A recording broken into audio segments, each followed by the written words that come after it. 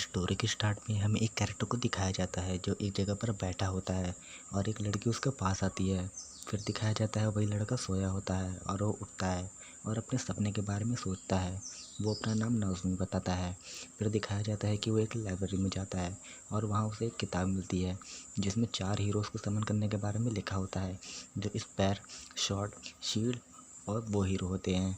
फिर बुक में से लाइट निकलती है और वो एक दूसरी दुनिया में चला जाता है जहाँ उसके अलावा 3 और लोगों को भी समन किया गया होता है।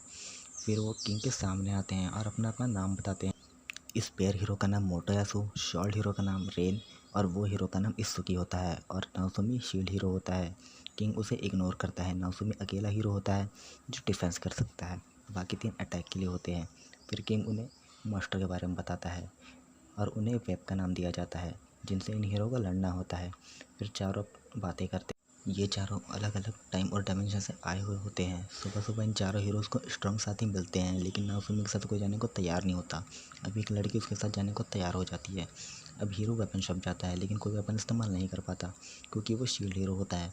फिर वो अपने शील्ड के साथ कुछ मास्टर को मारता है और उन्हें मारने के बाद उन मास्टर की चीज़ें अपने शील्ड में डालता है जिससे शील्ड की पावर बढ़ती है।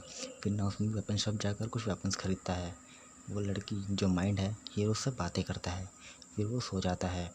जब वो जागता है तो देखता है उसकी सारी चीज़ें गायब हो गई। फिर वो देखता है सिपाही उसे पकड़कर किंग के पास ले जाते हैं। वहाँ नाओसुमी कहता है माइंड ने उसकी सारी चीज़ें चुरा ली। माइंड कहती है नाओसुमी ने उसके साथ बदतमीजी की और रोती है। नाओसुमी कहता है ऐसा कुछ नहीं हुआ और उनकी बातों पर कोई विश्वास नहीं करता। किंग उसे सजा सुनाने वाला होता है। उसमें नाओसुमी कहता है मुझे यहाँ नहीं रहना, मुझे मेरे वर्ल्ड वापस भेज दो।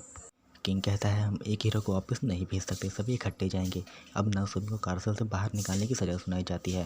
वो समझ जाता है कि सभी आपस में मिले हुए हैं। वो वहाँ से चला जाता है।